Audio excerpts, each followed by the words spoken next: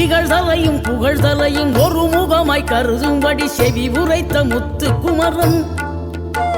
நீ வறுமையையும் வளமையையும் சமநிலையை உணரும்படி மதி கொடுத்த செல்வ குமரன்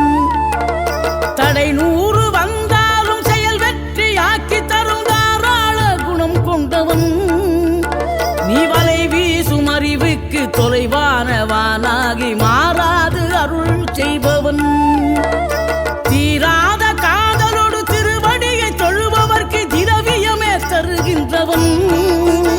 நீதாராள உள்ளமோடு தவக்கோலம் கொண்டு பெறும் தார்மீக பொருள் தந்தவன்